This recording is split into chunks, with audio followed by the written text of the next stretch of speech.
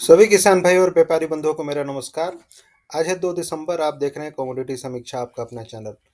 हमेशा की तरह चर्चा होगी डिफरेंट एग्री कमोडिटीज की ट्रेड पे, जिसमें हम कवर करेंगे ग्वार, मसाले, इलायची और अन्य कमोडिटीज। जिस हिसाब से उथल पुथल मची हुई है एग्री कमोडिटीज में, स्पेशली अगर मसालों की बात करें, काफ़ी अच्छा खासा मूवमेंट देखने के लिए मिला था धनिया में। उसके बाद थोड़ी प्रॉफिट बुकिंग बनती हुई दिखी है। वहीं अगर हल्दी की बात करें तो हल्दी में भी कल हल्की फुल्की गिरावट देखने के लिए मिल रही थी। जीरा में अच्छी खासी गिरावट कल हमें देखने के लिए मिल रही थी। तो मसालों में क्या रह सकता है आज का रुझान? क्या प्रॉफिट बुकिंग आ रही है या क्या करना चाहिए? इस पर हम चर्चा करेंगे। इसके साथ साथ ग्वार की चाल देखेंगे। कल ग्वार में हमने अच्छी खासी रिकवरी होती हुई दिखी थी और गम के प्राइस काफ़ी दिनों के बाद 4% से ऊपर की क्लोजिंग बनाते हुए दिखे थे। उम्मीद के अनुसार मैं आपको याद होगा वीडियो बनाया था मैंने और लगभग बताया था कि सपोर्ट जो बन रहा है उस सपोर्ट से मार्केट घूमते हुए दिखा था।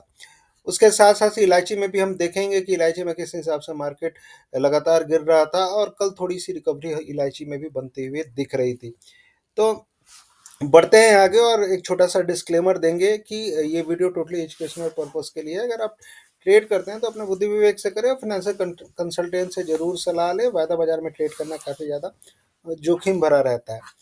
तो शुरुआत करते हैं हमेशा की तरह हम ग्वार सीड के साथ में, ग्वार के साथ में।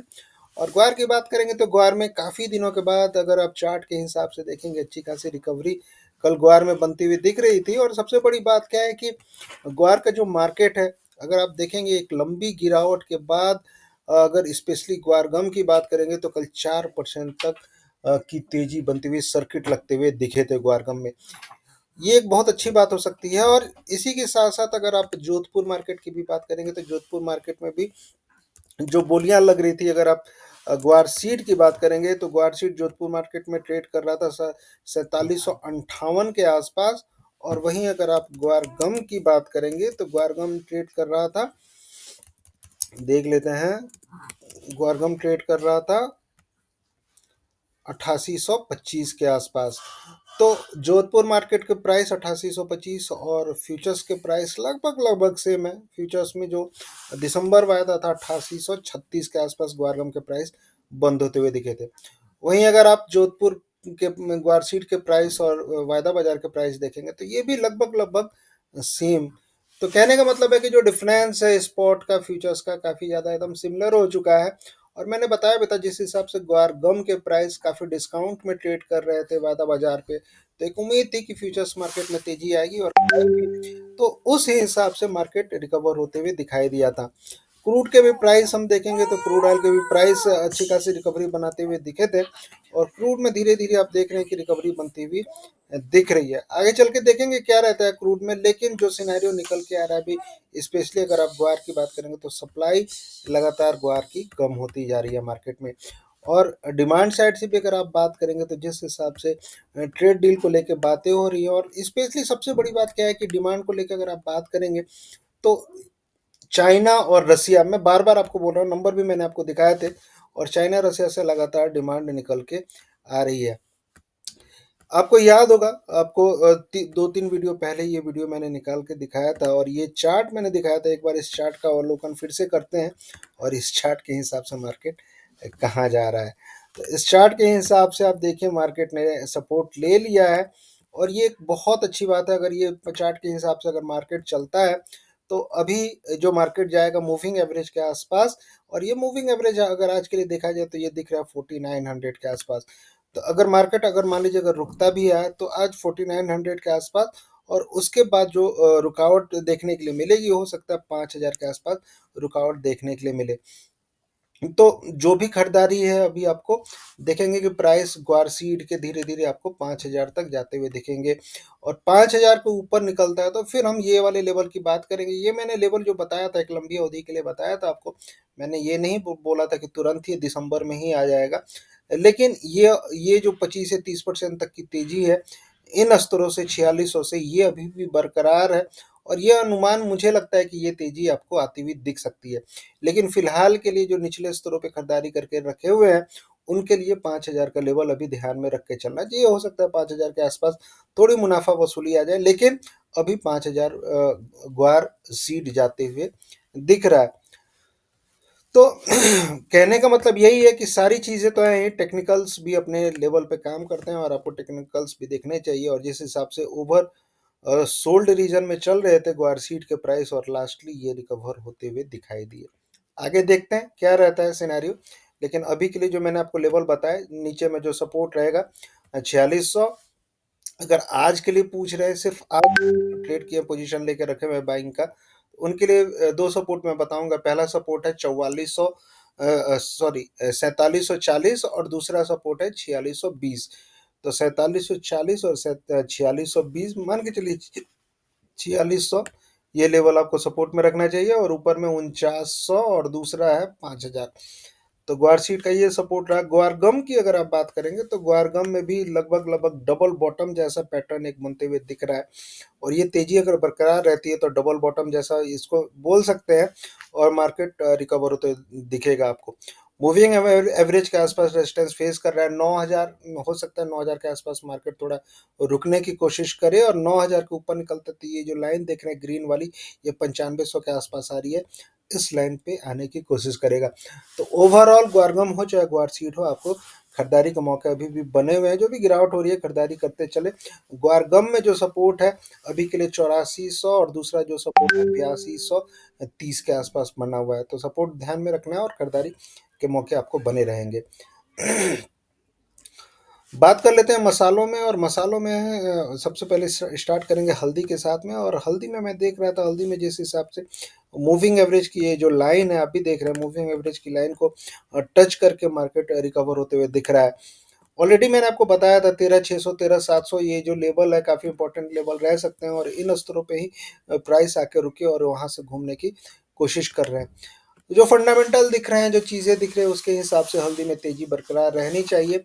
और सबसे बड़ी बात है कि मैं जो बता रहा था आपकी, अप्रैल कॉन्ट्रैक्ट काफ़ी ज़्यादा तेज हो रहा है, और अप्रैल कॉन्ट्रैक्ट कल हमने देखा भी था। अप्रैल कॉन्ट्रैक्ट अगर आप देखेंगे तो दिसंबर कॉन्ट्रैक्ट के ऊपर जाके बैठ गया था अप्रैल कॉन्ट्रैक्ट, और जिस हिसाब से अभी तेजी बनी हुई है, मुझे लगता है कि बरकरार रहेगी। 14,840 अप्रैल कॉन्ट्रैक्ट क्लोज हुआ था, और दिसंबर कॉन्ट्रैक्ट 14,706। तो लगभग लगभग मोटा मोटी तौर पे देखेंगे तो 840 840 रुपए के आसपास की तेजी, ठीक है, कम 140 रुपए की तेजी, सॉरी, के आसपास की तेजी आपको बनती हुई दिख रही है, 135-40 रुपए की। तो उस हिसाब से आप देखेंगे तो ये जो प्राइस है स्पेशली अप्रैल कॉन्ट्रैक्ट के, और ज़्यादा बढ़ते हुए दिखेंगे। और जो भी पोजीशन है धीरे धीरे अप्रैल कॉन्ट्रैक्ट में हल्दी की शिफ्ट होते हुए दिख रही है, और इस हफ्ता तो मुझे लगता है कि मैक्सिमम जो पोजीशन है अप्रैल कॉन्ट्रैक्ट में शिफ्ट हो जाएगी।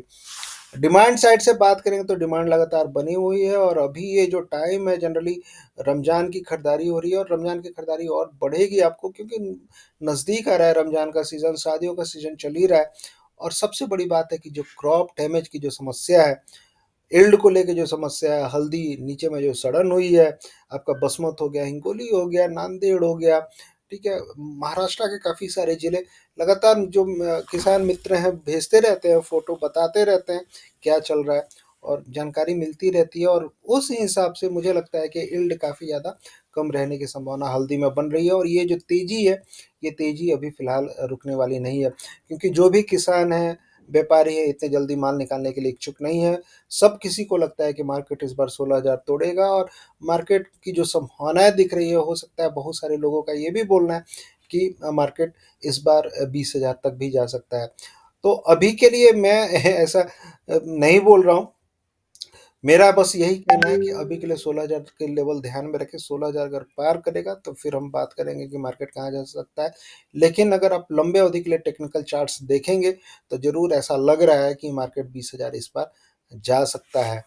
तो देखते हैं क्या रहता है हल्दी में। लेकिन जो भी गिरावट हो रही है आज के लिए अगर आप बात करेंगे तो 14,300 एक मेजर सपोर्ट रहेगा, 14,300 याद रखिएगा। और 14,300 के नीचे निकलता है तो फिर थोड़ा 13,900, ये दो मेजर सपोर्ट रहेंगे। ऊपर ऊपर में ओवरऑल तेजी का माहौल जारी रहना चाहिए, और मुझे लगता है कि मार्केट 15,000 के ऊपर बैठेगा। और जो ऊपर में रेजिस्टेंस दिख रहा है 15,200 15,500 तक की संभावनाएं आपको हल्दी में बनती हुई दिख रही है। तो जो भी गिरावट हो रही है आपको खरीदारी करके चलना चाहिए। वहीं अगर आप जीरा की बात करेंगे तो जीरा में मैं देख रहा था, जीरा में कल गिरावट का माहौल था, और जीरा में प्रॉफिट बुकिंग हो रही थी।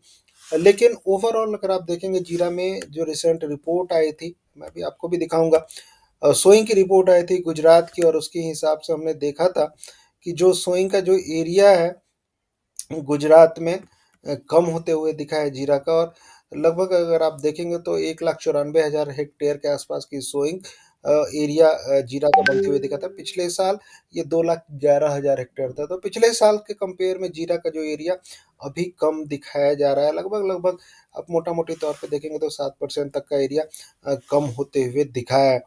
तो ये कारण रह सकता है जीरा का, और जिस हिसाब से अभी डिमांड बनी हुई है मार्केट में, सोइंग एरिया तो कम हो ही रहा है। मैंने आपको बताया भी था पहले से भी कि जीरा का एरिया कम हो सकता है, राजस्थान में भी कम हुआ है, और उसके चलते मुझे लगता है कि बहुत जल्दी आपको जीरा में सपोर्ट बनते हुए दिखेगा। 21,400, 21,500 ये मेजर सपोर्ट रहेगा। इसके नीचे अगर जाता है मार्केट तो देखेंगे क्या संभावनाएं बनती है, लेकिन फिलहाल के लिए जो भी गिरावट हो रही है जीरा में, आपको खरीदारी करके चलनी चाहिए। ऊपर में अब बहुत जल्दी मार्केट अगर 22,000 के ऊपर सस्टेन करता है तो 24,000 तक के लेवल हम जीरा में बनते हुए देखेंगे। देखते हैं क्या रहता है, लेकिन ओवरऑल मुझे लगता है कि जीरा में तेजी बरकरार रहनी चाहिए।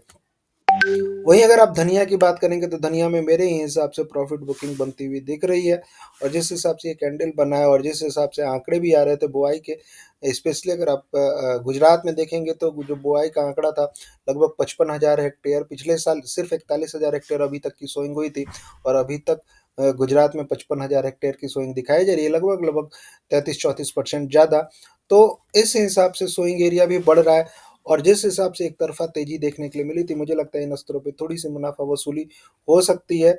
नीचे में अगर आप देखेंगे तो ये आरएसआई दिखा रहा है काफ़ी ओवर बॉट रीजन में दिखा रहा है, और इस हिसाब से भी मुझे लगता है कि धनिया में थोड़ी प्रॉफिट बुकिंग आपको आती हुई दिख सकती है। तो बहुत एग्रेसिव होकर इन स्तरों पे आपको खरीदारी धनिया में नहीं करनी चाहिए। नीचे में अगर मार्केट आता है तो हो सकता है मार्केट आपको 10,000 और उसके नीचे 9700 तक आते हुए दिखे, तो एक प्रॉफिट बुकिंग का आपको वेट करना चाहिए। एग्रेसिव खरीदारी अभी धनिया में आपको नहीं करनी चाहिए।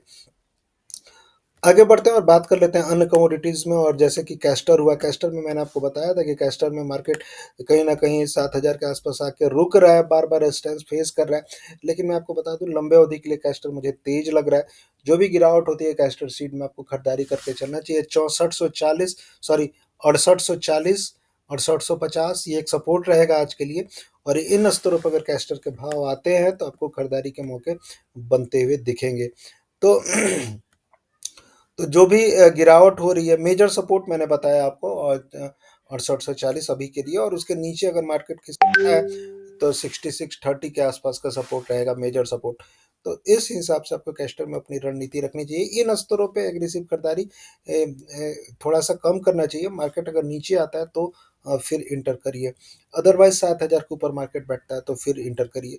तो उस हिसाब से आपको रणनीति रखना चाहिए। कुक्कुट की बात करें तो कुक्कुट में जिस हिसाब से गिरावट हो रही है, मुझे लगता है कि गिरावट थोड़ी सी और गहरा सकती है, और अगर मान लीजिए सपोर्ट ये तोड़ता है, ऑलरेडी हमने देखा था, तो 2830 के आसपास मार्केट जाते हुए दिख सकता है आपको। कल भी मैंने आपको बताया था, पिछले वीडियो में बताया था 2830 के आसपास मेजर सपोर्ट रहेगा, और उसके नीचे अगर निकलता है तो फिर हम देखेंगे, लेकिन अभी के लिए 2830 2800 के आसपास मार्केट आपको सपोर्ट लेते हुए दिख सकता है। तो यहाँ से 40-50 रुपए की गिरावट, उस हिसाब से आपको कुक्कुट में रणनीति रखनी चाहिए। वहीं अगर आप मेंथा की बात करेंगे तो मेंथा में मेरे हिसाब से तेजी बनती हुई आपको दिखेगी। मेंथा में एक हार्मोनिक पैटर्न बहुत अच्छा बन रहा है, और जिस हिसाब से मेंथा में मैं देख रहा था सप्लाई अभी लगातार कम हो रही है, ऑफ सीजन चल रहा है मेंथा का, और मेंथा की डिमांड भी लगातार बनी हुई है मार्केट में, तो मुझे लगता है कि मेंथा में रिकवरी संभव है। नीचे में 895 का सपोर्ट, चाहे ऐसा जो भी समझे, और ऊपर में मार्केट आपको 950 से लेके 1020 तक जाने की संभावना रखता है। मेंथा में अभी के लिए बाइंग काफ़ी ज़्यादा सेफ लग रही है। अगर कोई मुझसे पूछे कि सबसे सेफ काउंटर अभी कौन सा है जिसमें आप पैसे डाल सकते हैं, ट्रेड कर सकते हैं, तो मेरे हिसाब से मेंथा अभी सबसे सेफ काउंटर लग रहा है। पैसे भी कम लगेंगे, और जिस हिसाब से अभी सपोर्ट बना हुआ है, काफ़ी लंबा सपोर्ट है, 895 और 900, ये जो लेवल्स हैं काफ़ी दिन से ये लेवल सपोर्ट के रूप में काम कर रहे हैं, और इन्हीं के आसपास प्राइस चल रहा है। तो मेंथा में अगर कोई ट्रेड करता है इन स्तरों पे, ट्रेड कर कर छोड़ देता है 10 दिन, तो अच्छे खासे मुझे लगता है कि प्राइस आपको जाते हुए ऊपर में दिख सकते हैं। वहीं अगर आप इलायची की बात करेंगे तो इलायची में धीरे-धीरे मार्केट मैंने देखा था कल रिकवर होते हुए दिखा था। जो गिरावट थी उन स्तरों पे खरीदारी बनते हुए दिखी थी इलायची में, और धीरे-धीरे खरीदारी आ रही है। केरला मार्केट जो 2300 के आसपास चला गया था, फिर से बोलियां जो है 2400 के आसपास लगनी शुरू हो गई।